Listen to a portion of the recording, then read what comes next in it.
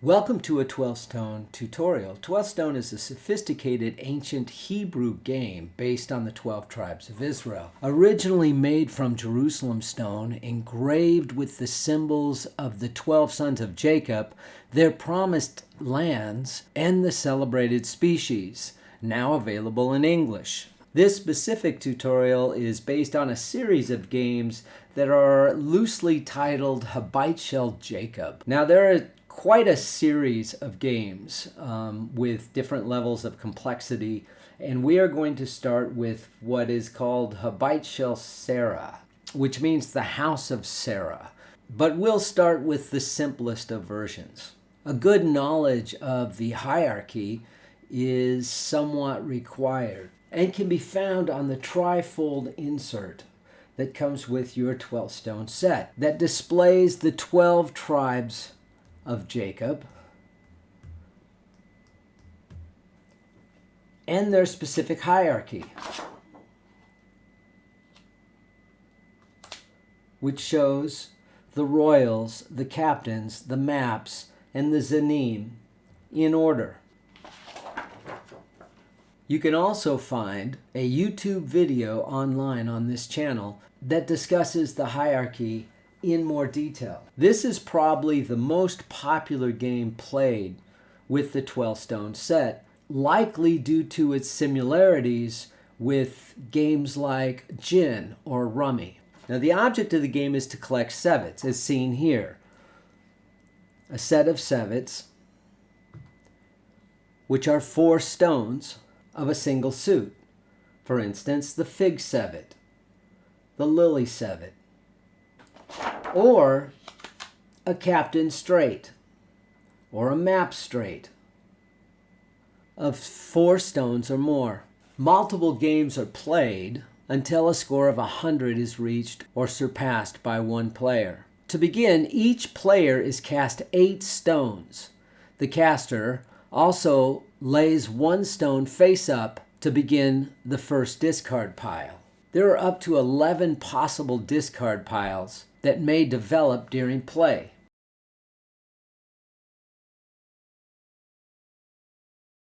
Each of these 2 players have a very strong beginning, which makes me think I didn't tumble the cards well enough, because both of them already have 3 stones of 4 sevet.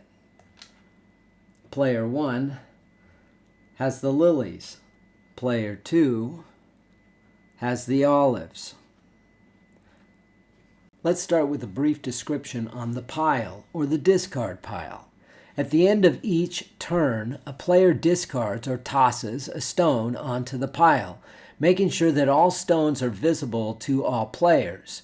This game can be played by 2 to 4 players. In this particular hand, I'll be playing 2 players face up. The first pile is active and builds to 6 stones before a second pile begins. The second pile then becomes the active pile and builds to only 5. The third pile to 4, etc., down to 1, and then back up to 2, 3, 4, as many as needed, making for a possibility of 11 piles. A pile is only active until the first stone is tossed onto the next pile. All previous inactive piles can no longer be tossed upon, but it is important to note that the bottom stone of each inactive pile is available to be taken. You'll understand this a little bit better as the game proceeds. On a player's turn, they may choose to take 1 stone from the bottom of a discard pile or piles, or take from the mound. The player then tosses a stone onto the active pile, or starts the next pile to end their turn. Suggesting that this was player 1 and this is player 2, this will have been the caster, and we'll let player 2 start the game. Now he can choose from this stone or any of these 4 stones on top of here. This is the wolf stone. He is the head or the captain of the wheat tribe. Though this player has no wheat, he might likely take this stone anyway, because the wolf is one of the royals. and worth high points. In this case, I would likely discard either the pomegranate or the barley, it being early in the game. Now player 1 has the choice of taking this stone or one of these. He has a pomegranate, and it's good to make pairs early. He's already set with 3 lilies and 2 pomegranates. I'll hang on to the mandrake, though he seems to be a lonely card at this stage, because there are rules in more complex versions of House of Jacob where the mandrake has some special characteristics. As I had mentioned, we're also looking at the possibility of map straights. And you'll see that in the hierarchy, the fig and the lily map are actually adjacent maps. So no reason to discard him this early in the game. We don't know how this hand may unfold. So he'll discard the grape map, which is quite a distance from the fig and lily. The grape map has no real significance to player 2's hand, so he'll go for the mound, a wall stone. When a player goes out and finishes his hand, he will have 8 stones that play with each other. Maybe he'll have olives and wheat. Maybe he'll have a straight and an olive civet. But he's not limited to the 8 cards in his hand. Strategic players will be setting up the table for opportunities to go out with more than 8 stones, which you'll see as game progresses. Player 1 has a wall stone. So this stone makes a pair. Now he's got a 3 of a kind, a pair, 2 pairs, and 1 potential sequential straight. So he's running in multiple opportunities. Though the novice player might be confident that he's going to end with the lily pad civet, there's still the possibility that the captain of this civet never manifests, or that player 2 ends up using it in some form of straight, unbeknownst to him. So he's got to keep his options open, and he'll discard the mandrake. The mandrake does play with player 2. Now he has a pair. Pair of mandrakes and 3 olives. A few mismatches. No significance in the hierarchy for setting up of straights. He'll discard the barley. Barley doesn't play for player 1, so he'll go to the mound. And he pulls the donkey, captain of the figs. Now he has a decision to make. He's got a pair here, a pair here, a 3 of a kind here, and a pair here, and a potential running straight. He has to drop 1. He'll drop the pomegranate. Pomegranate has no play with this player, so he goes to the mound. He pulls the deer, captain of the carob.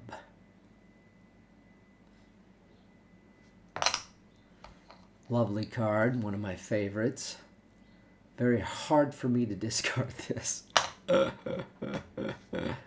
I suppose if you just hang on to pretty cards, you're likely not going to win the game.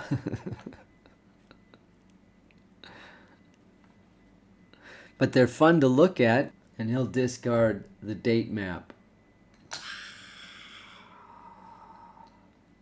So he'll go ahead and discard this. The date map doesn't help here. Actually, it does. Go back to our handy dandy hierarchy. Fig, lily, date. That there is a 3 map straight. Actually goes the other way. So it does play. Man, this guy is going to be confused. But keeping his options open, now he's got 2 figs, 3 lilies, a couple wall stones. Discard the pomegranate. 2 pomegranates on the table. This pile grows to 6. Then 5, then 4. We'll see how that plays out. But in the game of House of Jacob, you're playing the table as much as you're playing your hand.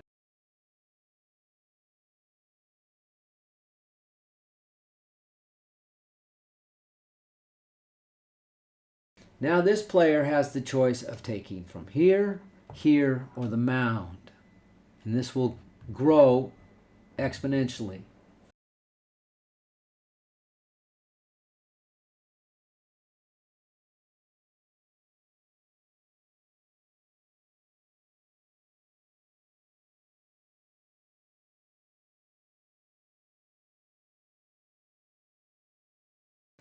Now this player can take this stone, this stone, this stone, or one of these.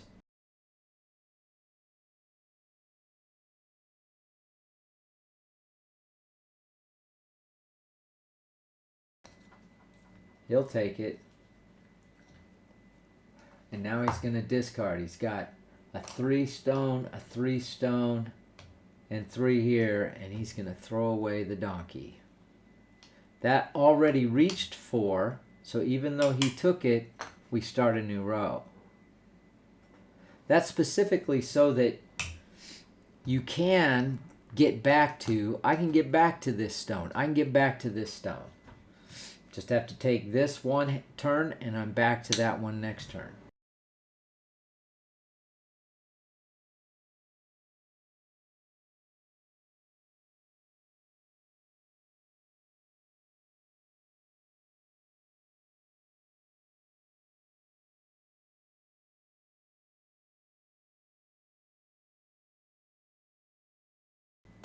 This turn. Ooh, he gets his 7. He's got all the olives. Discards. He doesn't play for him. He pulls the boat. Ooh, he gets his boat. So he has his 7 and a possible straight. What is he going to discard?